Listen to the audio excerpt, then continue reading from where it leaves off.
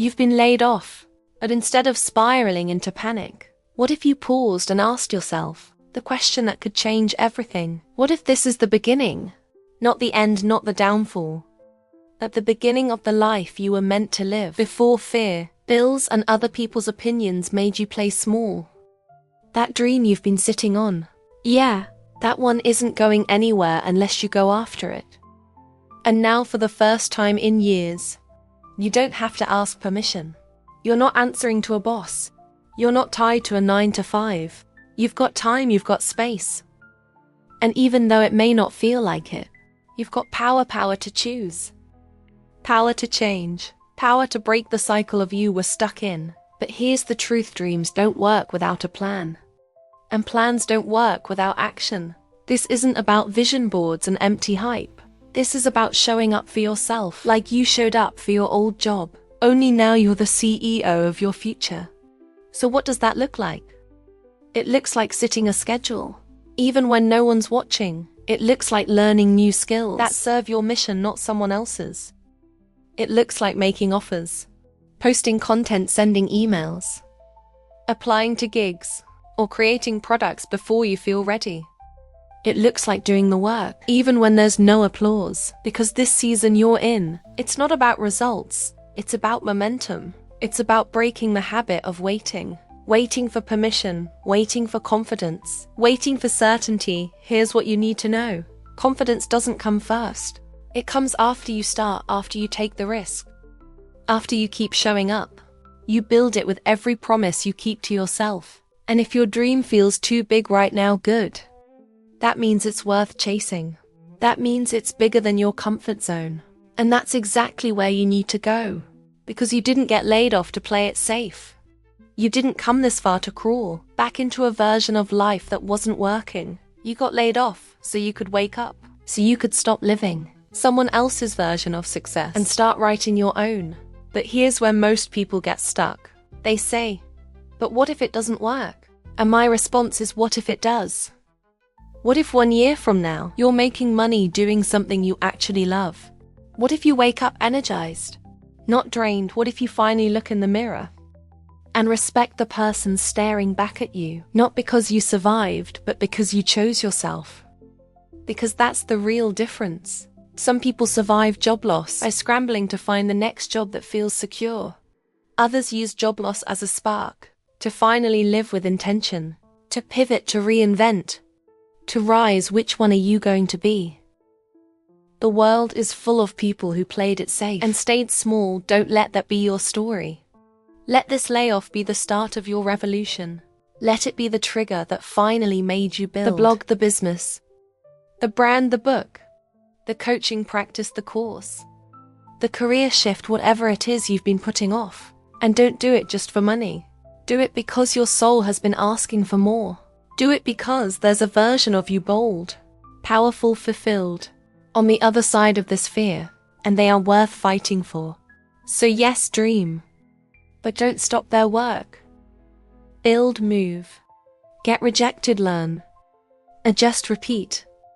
The first step doesn't need to be perfect. It just needs to be real. Make the call. Write the plan, launch the page. Pitch the idea, learn the skill.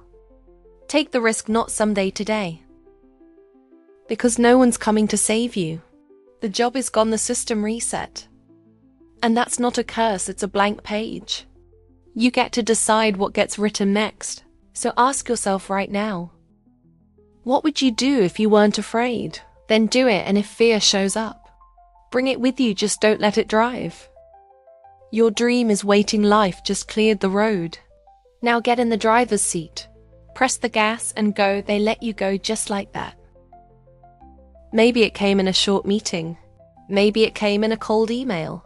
Or maybe it came without warning. 1 minute you were part of the team. The next you were erased. And you've probably gone through all the stages: shock, anger, fear, shame. It's okay, those are natural. It's human to grieve something you gave so much to. But at some point, maybe today, maybe right now, you've got to make a choice. You either keep holding on to the story of how unfair this was, or you decide that this is where the excuses end and the real story begins. Because the truth is, they let you go. But you've been letting yourself go for a while now. You've been letting yourself play smaller than you should. You've been letting your potential sit in the back seat. While fear drove, you've been letting the years pass, while convincing yourself that this is just how life works. But now you're free in freedom. Without action is just another version of being stuck. So what's stopping you really? Is it the belief that you're too old, that the job market's too hard, that the economy is too weak, that your degree doesn't matter anymore, that people don't care about your experience, that the world has moved on and left you behind? Those thoughts, they feel real. They sound logical, but they're not truth. They're excuses, painful, polished. Well, justified excuses, and if you're not careful, they'll chain you to the past. You'll spend months replaying the moment you were let go. Instead of using this moment to go forward, you'll spend years blaming the economy, the company, the system, when deep down there's a voice in you saying, it's time to stop explaining and start executing.